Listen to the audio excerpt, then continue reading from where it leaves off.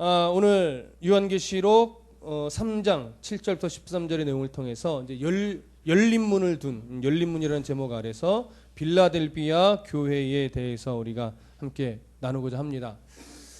빌라델비아 교회는요, 우리가 저번 주에 나눴던 사대 교회를 기준으로 본다면 동남쪽으로 약 40km 떨어진 지점에 위치해 있는 그런 지역입니다. 근데 굉장히 그 고원지대에 위치하고 있어요. 고원지대에 위치하면서 이 예전부터 이 빌라델비아는 어떤 역할을 했냐면 말하자면 그 북쪽의 아시아 지역으로 들어가는 어떤 관문의 역할을 하는 거예요. 여기를 통과해야만 북쪽의 소아시아 지역으로 들어갈 수 있는 그런 위치에 있어서 예전부터 항상 모든 상인들이나 이런 무역을 하는 사람들이 이곳을 통과해서 소아시아 지역으로 들어가서 상업활동을 주로 했었어요. 그러니까 당연히 이 지역이 뭐가 발전할 수밖에 없겠죠? 상업이 발전할 수밖에 없는.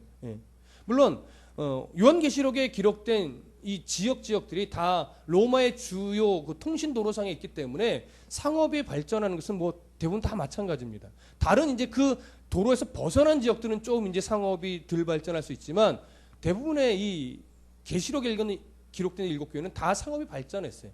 특히 이 빌라델비아 교회 같은 경우는 소아시아로 들어가는 관문의 역할을 늘 해왔기 때문에 당연히 또 상업이 발전할 수밖에 없었던 그런 위치였다라고 하는 것이죠. 빌라델비아라고 하는 이 이름은 이제 형제사랑이라는 의미를 갖고 있는 지명이에요. 그래서 왜 형제사랑이냐라고 할 때 원래 이 빌라델비아도 버가모 왕국에 예전에 속해 있던 그런 지역이라고 합니다. 그래서 버가모 왕국의 국왕은 이 빌라델비아 지역에 있던 통치하던 자의 형이었어요. 그리고 동생이 이제 이 오늘 빌라델비아 지역을 다스리고 있었는데 이 정치인들이 이것을 좀 교묘하게 조금 악용하려고 했었던 적이 있었던 것 같아요. 뭐 국왕이 죽었다라고 하는 빌미로 당신이 좀 왕이 되어야 된다 뭐 이런 식의 정치적인 이게 있었는데 그때 이 동생이 그 정치에 휘말리지 않고 끝까지 형의 어떤 신의를 지켜냈다라고 하는 유명한 그런 역사적인 이야기 속에서 빌라델비아가 형제사랑이라는 의미의 빌라델비아로 이름이 정해지게 이렇게 붙여지게 되었다고 합니다. 이런 빌라델비아가 그런 위치적 그 동방으로 들어가는 관문의 역할을 했기 때문에 형제사랑이라는 이름도 갖고 있지만 애칭으로 동방의 관문이다 이런 별칭이 붙기도 했어요. 그래서 상업이 매우 발전을 했고 뿐만이 아니라 이 빌라델비아라는 지역이 유명한 것은 뭐냐면 포도 농사가 굉장히 잘 됐어요. 그러다 보니까 포도주 생산으로 굉장히 유명했습니다. 포도주 생산으로 유명하다 보니까 이 지역에 주로 주신으로 섬기던 신이 무엇일까요? 디오니소스라고 하는 술의 신을 주신으로 섬겼던 거예요. 그래서 상업과 이런 농업을 기초로 해서 상당한 번영을 이루며 살던 지역이 빌라델비아 지역인데 이 빌라델비아 지역이 한 가지 갖고 있는 큰 문제점이 있었어요. 뭐냐면 그것이 지진이 자주 일어난다고 하는 거예요. 크고 작은 지진들이. 그러다 보니까 삶이 좀 늘 불안해요. 그래서 지진이 좀 크게 일어날 것 같으면 빌라델비아 지역을 나와서 다른 지역에서 잠시 살다가 이 지진이 좀 안정되면 다시 빌라델비아 자기 고향으로 돌아서 또 사는, 그래서 왔다 갔다 하는 이런 일들이 종종 생겨요. 이런 어떤 지역적인 특색 때문에 오늘 본문에 보면요 12절 한번 보세요. 이런 표현을 해요. 이기는 자는 내 하나님 성전의 기둥이 되게 하리니 그가 결코 다시 나가지 아니하리라. 이런 표현을 합니다. 이런 것들이 뭐냐면 그 당시 빌라델비아 지역이 갖고 있던 어려운 문제점들과 연결을 해서 예수님 말씀을 하시는 거예요.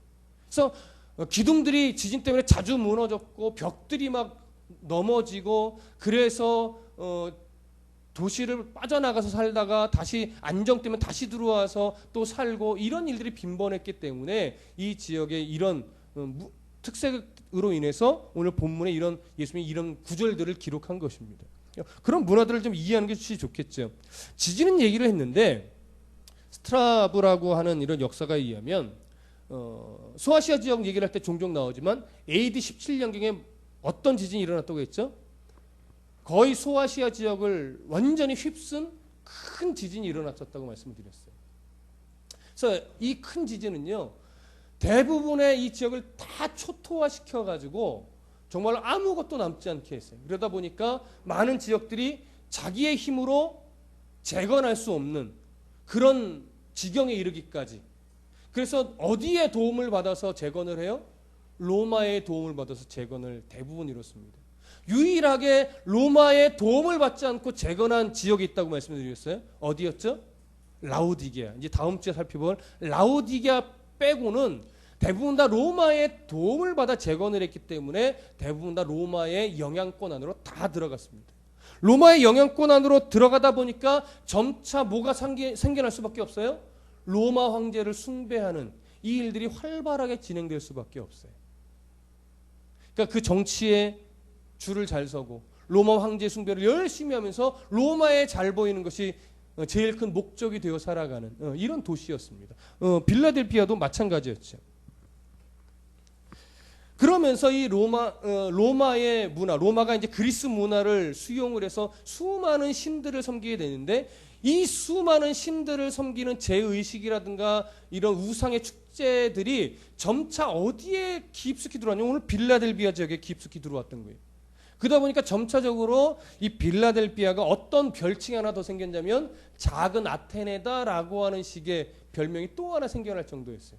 그만큼 어떻게 해요? 이 빌라델비아라는 지역이 로마의 영역권 안에 들어가면서 우상의 문화, 우상을 숭배하는 의식 이런 것들 아주 가득 찬 그런 도시가 됐었습니다. 그래서 빌라델피아에서 사실 예수를 믿는 것이 그렇게 결코 만만한 일이 아닐 수밖에 없죠. 그런데 그러한 시대 속 배경 속에서 빌라델비아의 교회가 세워지는데 정확하게 어느 경로를 통해서 누구에 의해 교회가 세워졌는지 알 수는 없는데 학자들의 견해는 대부분 어떤 견해를 밝히냐면 바울의 제자들의 전도에 의해서 교회가 세워지게 되었을 것이다. 이런 식의 어떤 견해들을 많이 밝히고는 있습니다. 뭐 그럴 수 있겠죠. AD 110년경에 이그나티우스라고 하는 분이 이 빌라델비아 도시를 방문하고 나서 쓴 서신에 보면 빌라델비아 교회는 감독하에 장로도 세워져 있고 집사도 세워져 있는 그런 아주 조직적인 교회였다라고 하는 이런 기록들이 있다고 합니다. 그런 것으로 보아 이 빌라델비아 교회는요, 꽤 오랜 기간 어떤 이방에 흡수되지 않고 우상 숭배 문화에 흡수되지 않고 이단의 어떤 그런 이단이나 이슬람권에 수용되지 않고 꽤 오랜 기간 기독교 복음을 지켜냈던 그런 교회로 보여집니다. 그렇다고 해서 이 서머나 교회가 아니 빌라델비아 교회가 환란이나 궁핍이나 어려움이 전혀 없었다라는 얘기는 아닙니다. 그 가운데 있었음에도 불구하고 이 교회는 예수님이 책망하지 않을 만큼 이 지상에서 하나님이 기뻐하실 만한 수준의 교회였다라고 하는 의미가 이 안에 담겨 있는 것이죠. 그렇다고 해서 완벽한 교회였다 그것을 말하는 것은 아니에요. 이 지상에 있는 교회 중에 완벽한 교회는 있을 수 없습니다. 그럼에도 불구하고 하나님이 기뻐하실 만한 책망하시기보다는 칭찬받아 마땅한 수준에 이르렀던 그런 교회였다라고 하는 것이죠. 그래서 오늘 우리가 봐야 되는 것은 뭐냐면 이 빌라델비아 교회의 모습이 어떠했길래 하나님이 책망하시기보다는 칭찬만 했던 교회였을까? 빌라델비아 교회도 분명히 책망받을 만한 일이 없었던 것은 아닐 거예요. 왜? 완벽한 교회는 아니니까. 그럼에도 불구하고 하나님은 책망보다는 칭찬만 하신 교회란 말이죠. 그래서 우리가 빌라델비아 교회의 모습을 더 유념해서 우리가 주의해서 봐야 하는 겁니다. 우선 7절을 보시죠. 함께 읽습니다. 7절 시작. 빌라델비아 교회의 사자에게 편지하라. 거룩하고 진실하사 다윗의 열쇠를 가지시니 곧 열면 닫을 사람이 없고 닫으면 열 사람이 없는 그가 이루시되. 자, 이 시작 부분에 보니까 예수님이 자신을 어떻게 묘사하냐면 나는 거룩하고 진실한 자다. 그리고 다윗의 열쇠를 가지고 있는 자다. 그래서 또 어떻게 설명하냐면 열면 닫을 사람이 없고 닫으면 열 사람이 없다라고 부연 설명까지 해주십니다. 그럼 먼저 보시죠. 거룩하고 진실하사. 이 표현은요, 보통 구약 시대에 자주 쓰이는 표현인데 이 표현은 성삼위의 어떤 신적인 존재에게만 붙여지던 그런 표현이에요. 그러니까 거룩하고 진실하신 분 하면 사람에게는 거의 안 썼다라고 하는 거예요. 신적인 존재에게만. 특히 구약시대 이스라엘 문화 속에서는 성삼위 하나님에게만 붙여서 사용하던 표현이에요. 거룩하고 진실하신. 그러니까 여러분들 예를 들어서 이런 거예요. 뭐 대표 기도를 한다. 거룩하고 진실하신 우리 담임 목사님. 이러면 돼요? 안 돼요? 그러면 안 되는 거다. 그러면 저를 신격화하는 이런 사람에게는 붙이지 않았던 표현이에요. 하나님에게만, 신적인 존재에게만 붙이던 표현이죠. 왜 이 표현이 중요하느냐? 당시 빌라델피아 교회를 가장 어렵게 만들었던 부류가 누구냐면 유대인들이에요. 그래서 유대인들이기 때문에 오늘 9절에 보면 보라 사탄의 회당 곧 자칭 유대인이라 하나 그렇지 아니하고 이들이 빌라델피아 교회를 어렵게 만들었단 말이죠. 그래서 그 유대인들이 가장 부정하던 게 뭡니까? 예수의 메시아 되심이에요. 예수님의 신성을 가장 부정하고 그것을 교묘하게 바꿔서 예수는 메시아가 아니다라고 하면서 이 빌라델피아 교인들을 자꾸 회유시키고 유혹하고 또 그것으로 공격하고 이러기도 했었어요. 그러니까 오히려 그들을 염두에 두고 예수님이 어떻게 하냐면 나는 거룩하고 진실한 자다. 내가 바로 메시아다. 내가 바로 신적인 존재다라고 하는 것을 그들을 염두에 두고 드러내시는 거죠. 내가 어떤 분인지, 예수 그리스도 자신이 어떤 분인지 거룩하고 진실하신 분이에요. 그러면서 또 무엇을 말하냐면 다윗의 열쇠를 가지신이라고 말해요. 다윗의 열쇠를 가지시니라고 하는 이제 표현으로 들어가는데 이 표현은요 이사야서 22장 20절부터 22절의 말씀을 인용한 구절이에요. 좀 찾아보시죠. 이사야서 22장 20절 22절.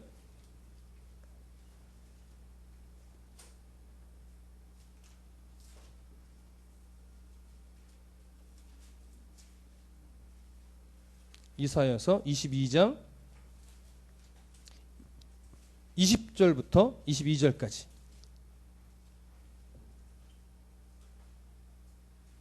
자, 함께 읽어보겠습니다. 시작. 그날에 내가 hil기야의 아들 내 종 엘리야김을 불러 내 옷을 그에게 입히며 내 띠를 그에게 띄워 힘있게 하고 네 정권을 그의 손에 맡기리니 그가 예루살렘 주민과 유다의 집의 아버지가 될 것이며 내가 또 다윗의 집의 열쇠를 그의 어깨에 두리니 그가 열면 닫을 자가 없겠고 닫으면 열 자가 없으리라. 아멘. 자, 이 말씀은 무슨 말씀이냐면 이사야 당시에 왕의 국고와 왕국을 맡아 관리하던 셈나라고 하는 사람이 있었는데 이 사람이 굉장히 부정했어요. 그래서 그에게서 모든 권한을 뺏고 이제 누구에게 이 권한을 준다고 하는 거냐면 의로웠던 엘리야김에게 이 모든 권한을 준다라고 하는 거예요. 그래서 다윗의 열쇠를 주었다라고 하는 것은 뭐냐면 다윗 왕궁의 국고와 모든 것을 관리하는 절대적인 권한을 이 엘리야김에게 주겠다라고 하는 거예요. 그래서 이 사람이 문을 열어야 모든 것이 들어오고 나가고 할 수 있는 그런 권한을 주었다라고 하는 것이거든요. 그래서 오늘 이 말씀을 오늘 본문에 오늘 요한계시록에서 예수님이 연결하시는 이유는 뭐냐면 하나님께서 하나님 나라에 대한 절대적인 통치권을 누구에게 주셨다? 예수 그리스도에게 주셨다라고 하는 거예요. 그래서 그가 뭐라고 말해요? 그가 열면 닫을 사람이 없고 그가 닫으면 열 사람이 없어요. 예수 그리스도가 이 구원의 문을 여셔야만 우리가 들어갈 수 있는 것이고 그가 이 구원의 문을 닫아버리면 그 어느 누구도 들어갈 수 없다라고 하는 거예요. 열심히 예배했다, 열심히 기도했다, 열심히 찬송했다, 열심히 헌금했다, 열심히 전도했다, 이것으로 구원의 문이 열리고 닫히는 것이 아니라 오직 누가 열어주셔야만 한다? 예수 그리스도가 열어주셔야만 한다라고. 이게 누구를 염두에 두고 한 말씀이냐면 바로 유대인들이 갖고 있던 선민의식과 우리들은 민족적으로 선택을 받은 자이기 때문에 우리는 당연히 구원의 백성이다, 하나님 나라에 간다, 그러나 이방인들은 들어갈 수 없다라고 하면서 누구를 손가락질했겠어요? 빌라델피아 교인들을 손가락질. 너희들은 그렇게 믿어봤자 구원에 이룰 수 없어. 우리처럼 뭐 해야 돼? 율법을 지켜야 되고 할례도 행해야 되고 그런 것들께 주정하며 그렇게 이 빌라델피아 교회 성도들을 회유하려고 했던 그런 유대인들을 염두에 두고 뭐라고 하냐면 예수님께서 다윗의 열쇠를 가지신 분이다 이거예요. 그래서 그분이 열어주셔야만 구원에 이를 수 있고 그분이 닫으시면 아무도 구원에 이를 수 없다라고 하는 것. 이 말씀, 그래서 이 절대적인 권한을 예수님이 갖고 계시다. 하나님 나라의 문을 열고 닫는 실제적인 권세가 예수님에게 있다. 이것을 지금 강조한 표현인 것입니다. 그러면서 예수님께서는 빌라델비아 교회 앞에 무엇을 두셨다고 하냐면 열린 문을 두셨다라고 하는 것이죠. 자, 다음 구절 한번 가보실까요? 8절 함께 읽습니다. 시작. 볼지어다 내가 네 앞에 열린 문을 두었으되 능히 닫을 사람이 없으리라. 내가 네 행위를 아노니 네가 작은 능력을 가지고서도 내 말을 지키며 내 이름을 배반하지 아니하였도다. 자, 열린 문을 빌라델피아 교회 앞에 두셨는데 그래서 능히 닫을 사람이 없는데 예수님이 이렇게 말해요. 내가 내 행위를 안다. 네가 작은 능력을 가지고도 내 말을 지키며 내 이름을 배반하지 않았다. 이렇게 얘기를 하는 겁니다. 우리가 여기서 살펴봐야 될 것이 뭐냐면 작은 능력을 가지고도 내 이름을 배반하지 않았다라고 하는 것, 내 말씀을 지켜냈다고 하는 것, 한다고 말할 때 여기서 말하는 작은 능력이 뭐냐라고 하는 것이죠. 이것을 종종 어떻게 이해하는 경향이 좀 있냐면 교회 안에서 어떤 내가 가진 영적인 능력이 그리 많지 않음에도 불구하고 열심을 내서 교회를 섬기고 열심을 내서 봉사하고 열심을 내서 주를 위해 헌신했더니 하나님이 그 교회에 열린 문을 두었다. 이렇게 종종 보기도 하는데 그런 의미가 아니라고 하는 것이죠. 그런 열심을 말하는 것이 아니라 여기서 말하는 작은 능력은 그렇게 그 가운데도 열심을 냈으니 그 신앙을 본받아 열심히 하십시오. 이것을 말하는 것이 아니라 세상이 볼 때 이 사람들은 참 작은 능력의 소유자라고 하는 거예요. 세상이 볼 때. 그러니까 사회적인 신분이나 지위가 변변치 못해요. 사회적인 능력이나 경제적인 능력이 거의 없어요. 그러다 보니까 사회적으로 세상적으로 어떠한 실력을 발휘할 만한 아무것도 없는 거예요. 실력 정도가 아니라 먹고 살기조차 너무 힘든. 그래서 대부분 빌라델피아 교회 성도들이 어떤 계층이냐고 말할 때 아마 노예 계층이 많았을 것이고 참 사회적 약자들이 많았을 것이다라고 이야기를 합니다. 그러니까 그런 사람들이요. 이거 이렇게 얘기하면 쉬워요. 예수 그리스도를 배반하지 않으면 먹고 살 수가 없는 위치에 있는 자들이에요. 예수님을 거여절하지 않으면 황제를 숭배하지 않으면 그나마 먹고 살 수 있는 길이 아무것도 없는 아주 연약한 자, 정말 사회적으로 능력이 없는 자. 근데 그들이 어떻게 했다라고 하는 거예요? 예수님을 믿는 신앙을 지켜냈다라고 하는 거예요. 그럼 여러분, 예수 그리스도를 믿는 신앙을 막 지켜낼 때 그래, 내가 이 가운데서도 주를 열심히 섬겨야지. 그래서 막 없는 중에 헌금하고 없는 중에 봉사하고 시간을 쪼개서 막 나와서 교회에 봉사하고 막 이랬을까요? 그것을 이야기하는 걸까요? 그렇지 않다라고 하는 거예요. 오늘 본문은 그런 열심이나 그런 걸 말하는 것이 아니라 아무것도 할 수 있는 게 없는 거예요. 하나님 앞에 드릴 만한 열매가 아무것도 없어요. 드릴 수 있는 것이 아무것도 없어요. 교회에 나서 봉사할 수 있는 힘이나 수준이나 가지고 있는 것이 아무것도 없어요. 근데 딱 하나 있어요. 신앙 고백을 버리지 않는 거죠. 그 신앙 고백 하나 붙잡고 우직하게 그냥 가는 거예요. 눈물을 흘리며 가는 거예요. 통곡하며 가는 거예요. 땅을 치며 가는 거예요. 뭘 붙잡고? 예수 그리스도를 붙잡고. 예수님 그 모습을 어떻게 해요? 칭찬하시는 거예요. 그 모습을. 그래서 여러분 8절 상반절 다시 한번 보세요. 볼지어다 내가 네 앞에 열린 문을 두었으되 능히 닫을 사람이 없으리라. 열린 문은요, 이 잠시 열렸다가 닫히는 그런 문이 아니에요. 지속적으로 열려 있다라고 하는, 계속하여 빌라델피아 교회 안에 열린 문을 계속 하나님이 열어두셨다라고 하는 건데, 그렇기 때문에 이 문은 분명히 구원의 문입니다. 이 문으로 들어갈 때 어떤 사람이 들어간다라고 하는 거예요? 예수 그리스도, 다윗의 열쇠를 가지신 예수 그리스도를 바라보는 자, 그분을 향한 믿음을 지켜낸 자, 그것 딱 하나예요. 그 믿음을 버리지 아니한 자들이 하나님이 그 교회 안에 있고 그들이 그 열린 문을 통하여 결국 하나님 나라에 들어가게 된다, 이 얘기를 하고 싶은 거죠. 그래서 열린 문, 빌라델피아 교회 안에 열린 문이 어떻게 했다? 활짝 열려 있다.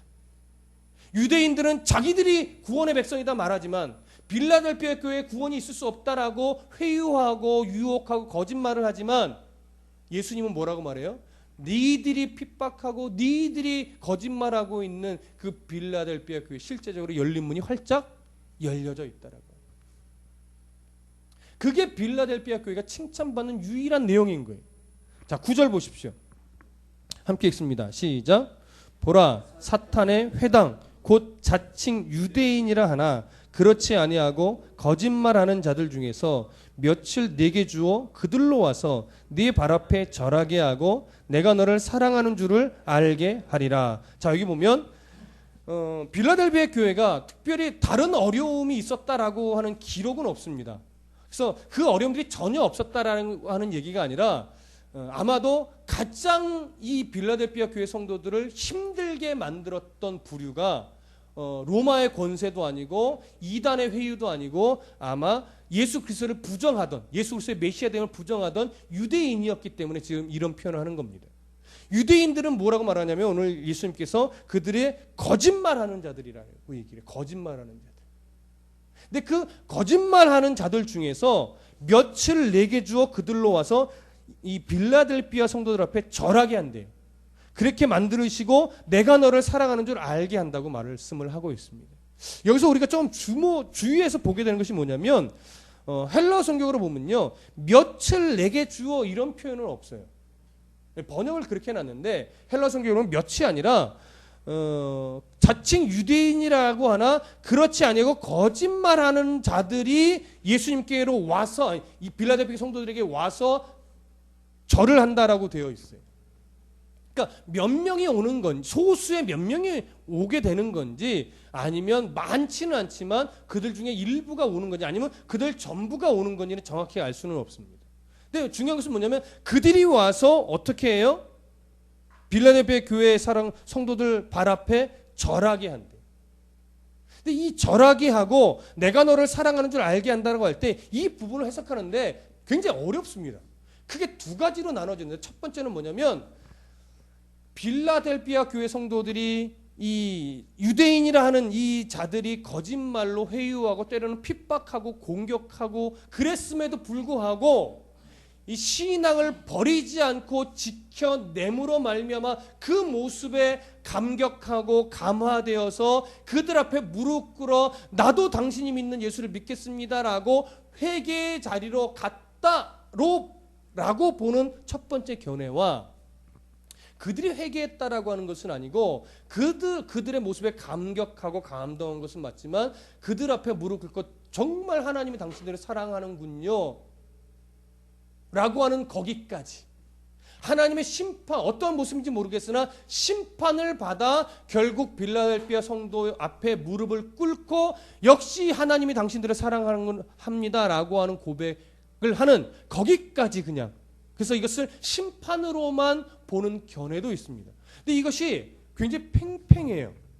그래서 단정지어서 뭐다라고 말할 수는 없는데 저는 어떻게 보는 것이 더 좋다라고 보여지냐면 그들이 와서 회개하지 않았을까 이렇게 저는 봅니다. 왜냐하면 왜 그렇게 제가 보냐면 하나님께서 하나님의 백성들을 양으로 보내셨어요. 어디에 양으로 보내셨죠? 이리 가운데 양으로 보내셨다고요. 그러면 이리 가운데 왜 양으로 보내셨을까요? 그들에게 잡아 먹히라고 보내신 거예요. 그들에게 찢기고 뜯기고 상처 받으라고 보내신 거예요. 그래서 그들에게 먹히고 상처받고 찢기고 뜯기면 양이 죽어야 마땅한데 양이 죽지 않고 양을 집어삼키던 이리가 어떻게 해요? 바뀌더라는 거죠. 그게 기독교의 신비예요. 내가 먹히고 뜯기고 찢기면 내가 죽어 그냥 억울하고 이럴 것 같은데 성경은 뭐라냐면 네가 먹히면 네가 뜯기면 네가 찢기면 너를 찢고 뜯었던 누가 이리가 변할 것이라고 하는 거예요. 안 먹히니까 안 변하고 안 뜯기니까 안 변하는 거지 먹혀봐라 뜯겨봐라 찢겨봐라 그러면 이리가 어떻게 해요? 변한다고 하는 거죠. 바보라서 뜯기는 것이 아니라, 멍청이라서 찢기움을 당하는 것이 아니라 예수님 때문에 기꺼이 이리떼 가운데 어떻게 해요? 양으로. 그것이 진리가 아니면 예수님이 우리를 이리 가운데 양으로 안 보내죠. 이리 가운데 뭘로 보내요? 맹수로 보내야죠. 그들을 오히려 잡아먹으라고. 근데 성경의 진리는 그렇지 않아요. 이리 가운데 양으로 보내셨어요.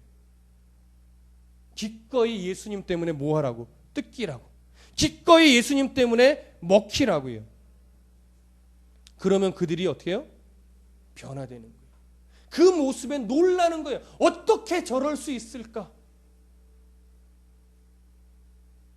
그게 성경이 말하고 있는 거예요. 이것이 바로 복음이에요. 이것이 바로 예수 그리스도예요. 그래서 예수 그리스도께서 기꺼이 우리를 위해 살을 찢기시고 피를 흘려주신 겁니다. 이리 가운데 양으로 오셔서. 그래서 그 예수 그리스도를 바라봐야 됩니다. 여러분, 이러한 예수 그리스도의 복음이 있는 한 교회의 구원의 문은 닫히지 않습니다. 제가 개인적으로 참으로 존경하는 박영선 목사님이 이런 말씀을 하셨어요. 우물에 네온 사인을 달지 말라. 참 이게 무슨 말일까 너무 궁금했었어요. 근데 그 설교 중에 이 말씀에서 뭐라고 말하냐면, 우물에는 생수가 있는 한 물을 마시러 오는 사람이 있다 이거예요. 생수를 깨끗하게 유지하는 게 중요하지, 거기에 네온사인을 달아서 사람들을 유혹할 필요 없다라고 하는 거예요. 무슨 말씀인지 아시겠습니까? 교회는요, 프로그램으로 살지 않아요. 교회가 사는 길은 딱 하나예요. 말씀의 생수가 깨끗하게 유지되는 거예요. 말씀이 살아있으면, 하나님의 복음이 살아있으면, 예수 그리스도가 교회의 주인이 되어 있으면 그 우물물을 먹으러 사람이 오게 돼 있어요. 근데 자꾸 예수님의 그 복음을, 생수를 어떻게 해요? 네온사인을 달고 포장하고 색깔을 입히고 이런 노력을 기울이죠. 그러다 보니까 그 말씀이 어떻게 해요? 처음에는 새로운 것 같은데 진리입니다. 그 말씀에 영양가가 없습니다.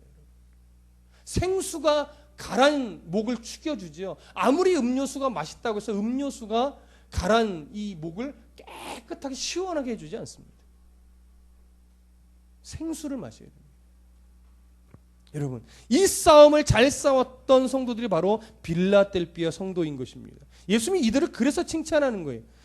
이 말씀을 하실 때 정말 오늘 우리에게 정말 하고 싶은 말씀이 무엇일까요?